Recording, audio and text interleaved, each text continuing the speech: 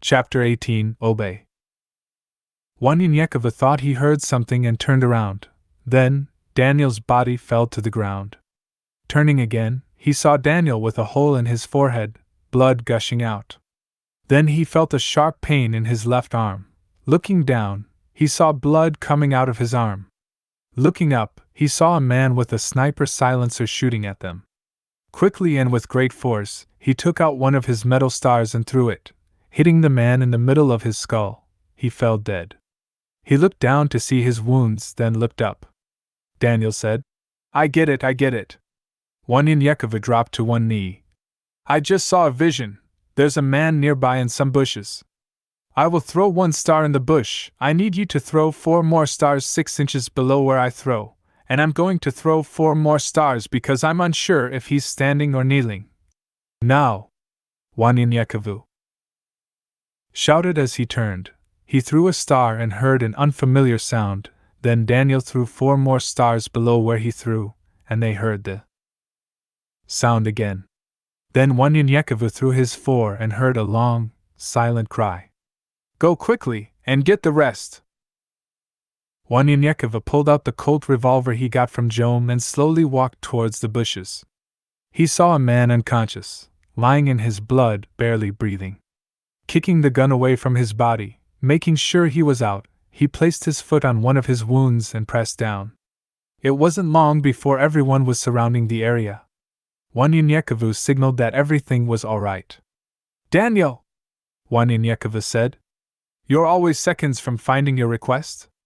He looked at Jom as he continued. We need to get information out of this guy, Daniel. I need you to heal him just enough to find out who he is, what he wants, and who sent him. Daniel healed the most severe wounds while Jom and Jonathan tied the man up. Once tied, Wanyanyekova slapped the man to awaken him. How is it you tracked us?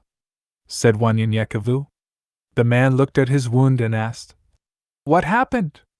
Wanyanyekova slapped him again and demanded. How is it you tracked us?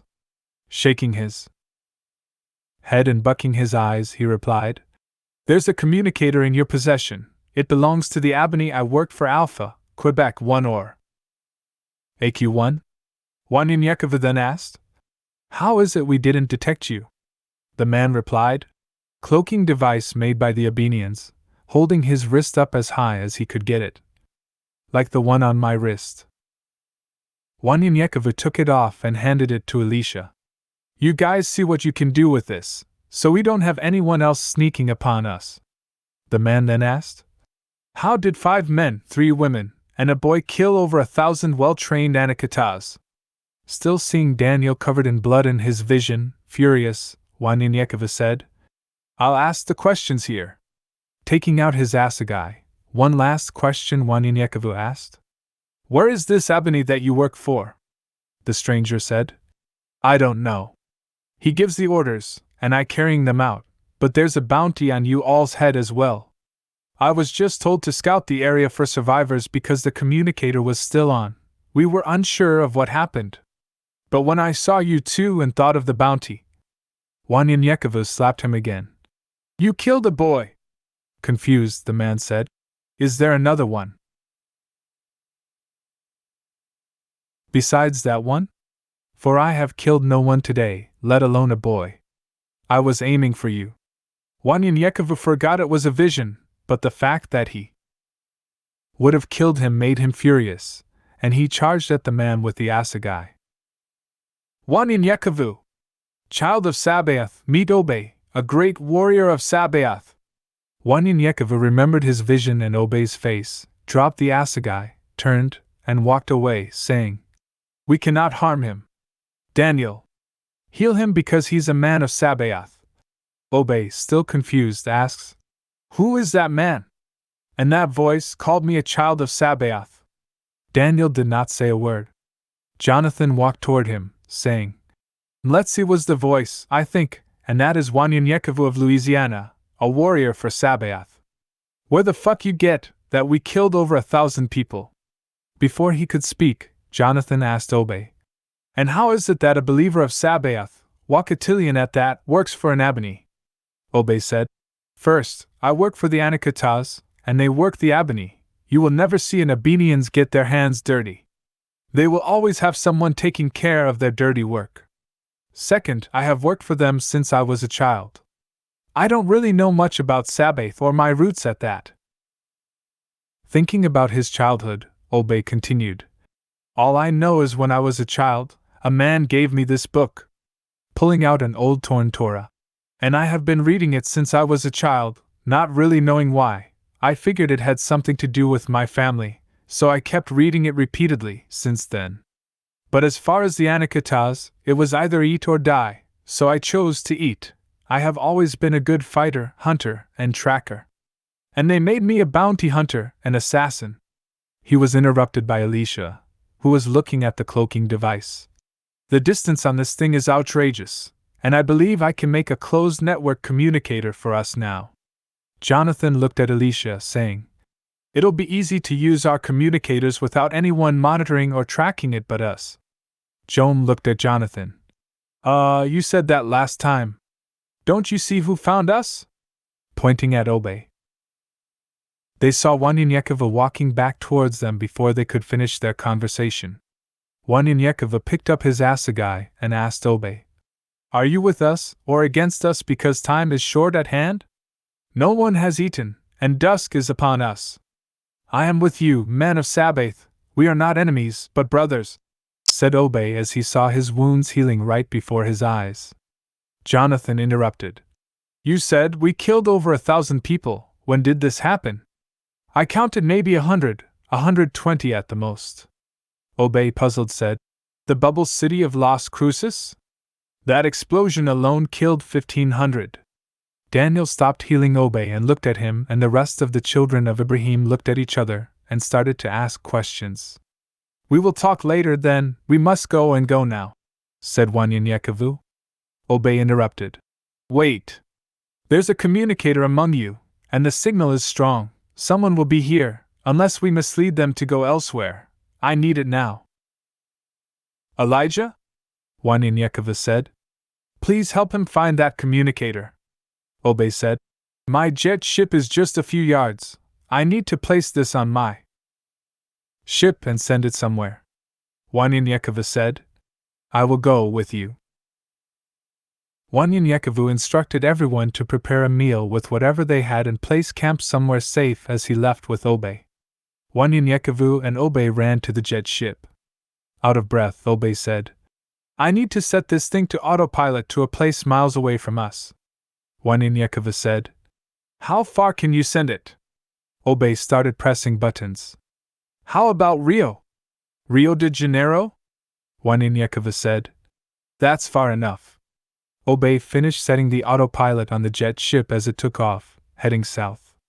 Heading back to camp, Obey properly introduced himself, and Wanyanyekova dropped his guard after Obey began telling his story of being a slave since youth for the Anakitas. While listening to Obey tell of his abuse, trials, and tribulations, living a life as a slave until he was trained to kill for them, Wanyanyekova saw a vision but didn't say a word to Obey, realizing he spoke the truth. 10 men seemed to come out of nowhere behind some bushes and stood in front of Wanyanyekavu and Obey. I'm looking for the man that uses this symbol, said the stranger, taking a star from around his neck on a chain as Wanyanyekavu looked at Obey. Obey said, I know not of this symbol nor who you are looking for. Obey said firmly and boldly to the men, Who are you, and what is it you want? The man said with contempt, You are Obey, a slave assassin from my father. I know of you, but you do not know me. Now tell me of this symbol or die, slave. Wanyanyekova was now angry over the things the man had just said to Obey because he had already seen the conversation in a vision. But Obey replied, I am nobody's slave, any more. Who is your father, and what is it you want with this man? The man smiled. My name is Nikon, and my father is Oedipus, and I look for the murderer of my youngest brother, Aislinn. Wanyanyekova recognized the name. May I see the symbol which you ask about? Handing the star to Wanyanyekavu, Nikon said, This bullshit here, do you know it, for my fight is not with you yet. Wanyanyekova smiled. Your fight is with me, for this is mine. and threw the star into Nikon's skull, killing him. As his body fell to the ground dead, Wanyanyekova said, "Now I have killed 2 evil brothers with 1 star." The rest of Nikon's men attacked Obey and Wanyanyekova but were defeated, and Wanyanyekova was amazed at Obey's fighting style, and so was Obey of Wanyanyekova's. They quickly rushed back to camp as if nothing had happened. By the time they had reached the others, and after Wanyanyekova had caught his breath, he told them what had happened to them. As they discussed it, Wanyanyekova said, "By the way, can you install some distress button on this cloaking device? Some kind of alarm so we'll know when one of us is in trouble?" Elisha replied, "I thought about it, but I think it's possible." Looking around, he asked Joan, "I see a splendid meal, but where's the camp and the horses?" Pointing to 2 small poles that were standing in the lake, he said, "You said safe. The camp is underwater, and no heat signatures can be traced under there." Wanyanyekova smiled. "That sounds like a safe place." Obey looked at Elisha. "You have a misconception about this heat signature. The trees in these parts are not thick enough. Although the water is a good idea, we may not be deep enough. However, it is a good idea. I will help you understand a lot of things I know as we travel together, but for now, you need to cover it with mud." Wanyanyekova looked at Grace. "Will you do us the honor?" Obey looked on in amazement. "How? How is that possible?" they said. "We will tell you later." Everyone settled in the cube, ate, and went in for the night. Wanyanyekova tells Grace, "I know you are tired, but I need you to run about 100 miles south and return, dusting off your tracks." Grace left, and Wanyanyekova was about to speak when Grace returned in seconds. "Done." Wanyanyekova shook his head. "It's been a long and a busy day, at that. We'll sleep in for a little longer and get plenty of rest. We've only have a half-day journey to Silver City." Obey waited until Wanyanyekova was finished talking and asked, pointing at Grace, "You mean to tell me she ran 100 miles and back in a few seconds?" Wanyanyekova said, "And dusted our footprints. Sabaoth is able. We shall talk later. For now, we are all tired and must get some rest." Wanyanyekova walked into the camp, looking at the fish above him with his flashlight, saying to himself, "A glass bubble, this is just beautiful." Everyone was sound asleep, and Obey lay there confused as he asked himself, "I have been a slave all my life, killing for a people I hate. Killing my own. How am I supposed to live my life now? Who is that voice calling me a great warrior of Sabaoth?" Questions filled his head, and for the first time in his life, he felt a tear fall from his eye. Crying himself to sleep, he whispered, "Sabaoth, help me!" Not aware he had fallen asleep, Obey heard a loud explosion that awoke him, surrounded by carnage. Women cried for help as they reached out to him. Another explosion right in front of him where alien-looking creatures were trying to capture him. Another explosion and another. There was a cloud of smoke ahead of him. A man's figure walked towards him out of the cloud of smoke. The man smiled at him and handed him a book. He reached out for it. It was the same man who had given him the Torah long ago, but it was as it looked today, old and torn, saying, "Obey, a great warrior of Sabaoth. Like Joseph and Moses, you had to live amongst your captures to understand them. With great pain comes a glorious reward. Wanyanyekova and the people you are with is where you belong. Sabaoth has long looked after you to bring you here. This is your family now, and this is your home." Obey woke up and started crying. Seeing everyone around him was still asleep, he whispered, "Thank you, Sabaoth." Obey thought about his jet ship waking up Wanyanyekova. "I think it's wise to move on to your destination. I have to think, as if I was hunting, I would have searched and found out it was on autopilot and would have gone to its last location. It's around 2 a.m., you still have 5 to 6 hours of darkness, and we can move until it's light." Wanyanyekova said, "I agree." Waking up everyone, Wanyanyekova said, "It's been a change of plan, and Obey has made me aware that it's best to move on to our destination to Silver City. Let's use the cover of darkness to get as far as possible. So, Let's pack up and get out of here as soon as possible. Quickly, everyone packed up everything and was outside. I need a horse, said Obe. Remember my jet ship is in Rio? Jonathan said. Here, use mine. And then he turned and asked Joy, May I ride with you? Smiling, she agreed, saying, You're making this a habit. Jonathan smiled. I know. Joan jokingly, May I? Who are you, my brother? And everyone started laughing. Jonathan embraced, kicked the horse, and started racing towards Silver City, followed by the rest. Right before daybreak, they had slowed down, for they had finally made it to the outskirts of the town. There are plenty of trees we can use as cover located 2 miles south of us, said Alicia. Waninyekova said, That is where we shall go. Heading toward the tree line, Waninyekova observed the tree line, looking for movement of an ambush. Looking up, he sees an object hurtling down from the skies. Impy! Waninyekova shouted. Obe, not knowing what was being said, shouted, It is coming straight down from the sky too fast. We need to back up and fast.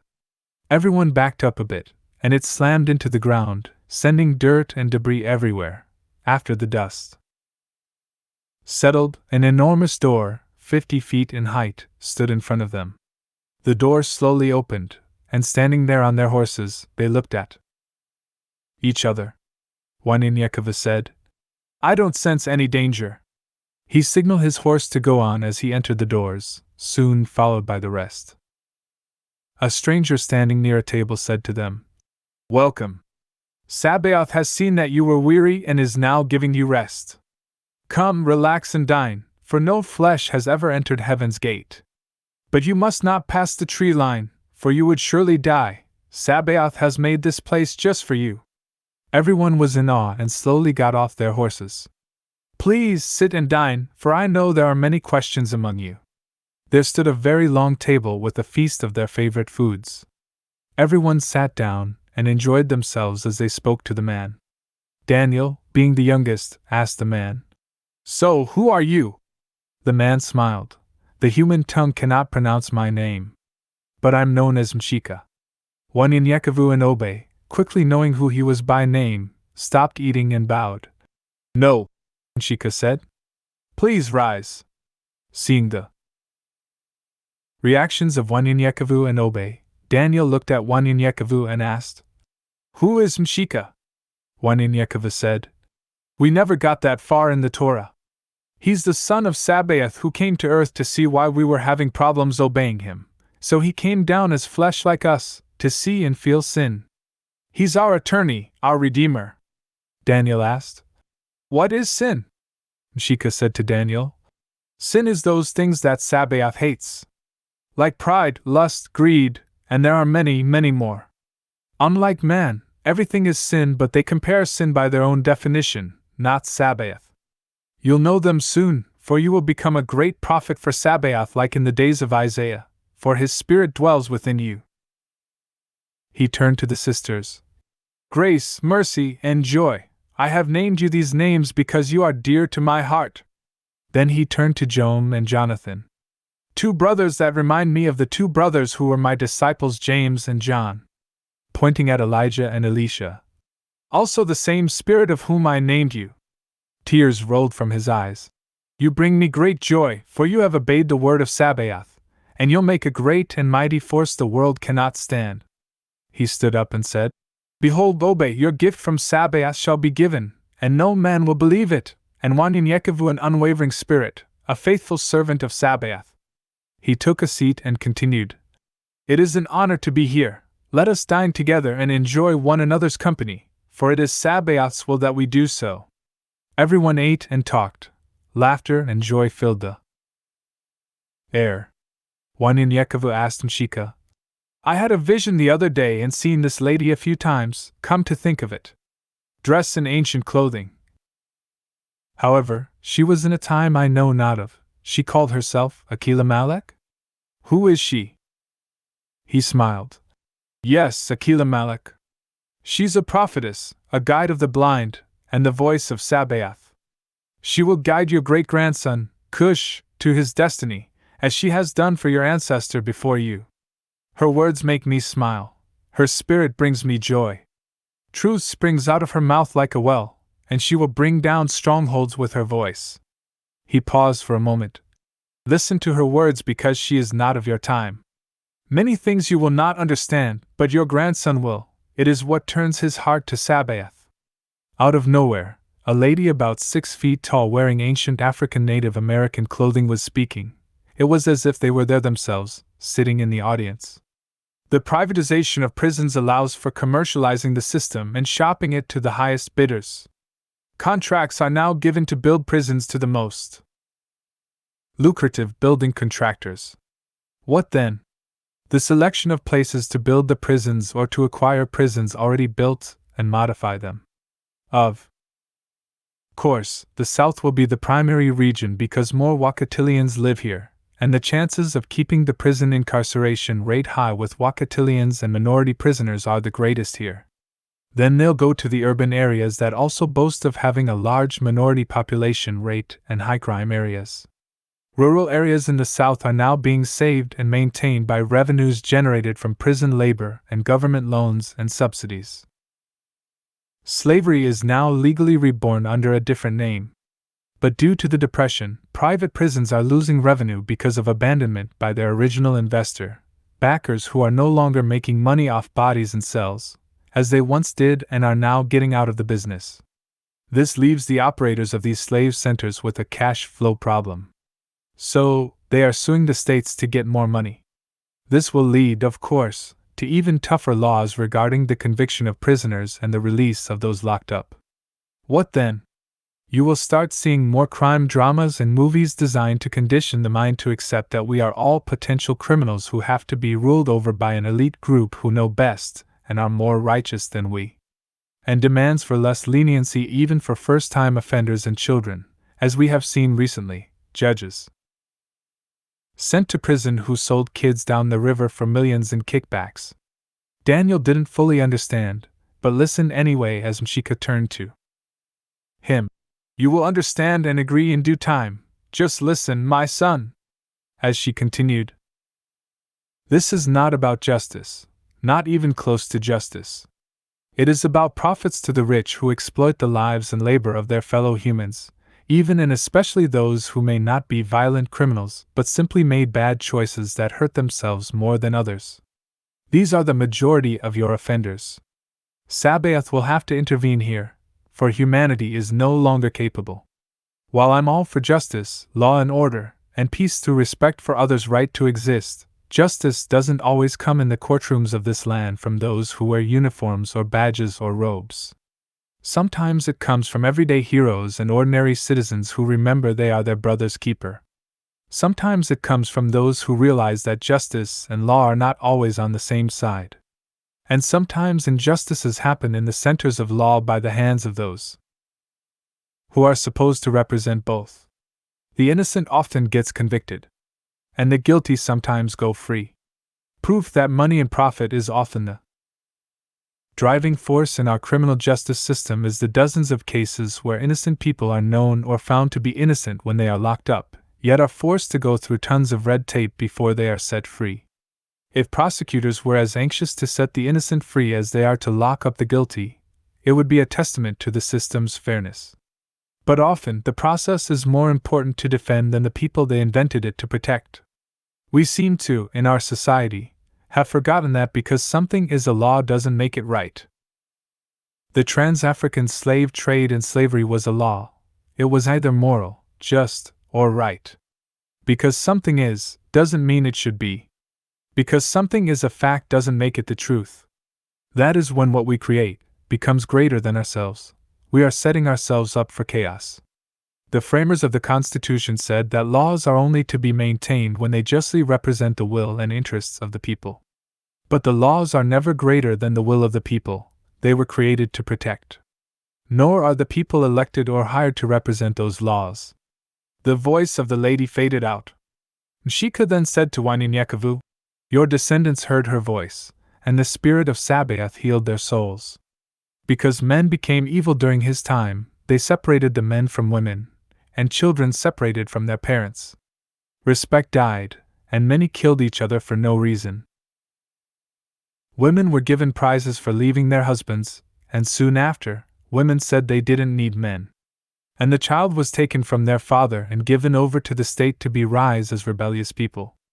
But her voice was the one crying in the wilderness. Grace was in tears. Why has Sabaoth allowed such cruelty to happen to his people?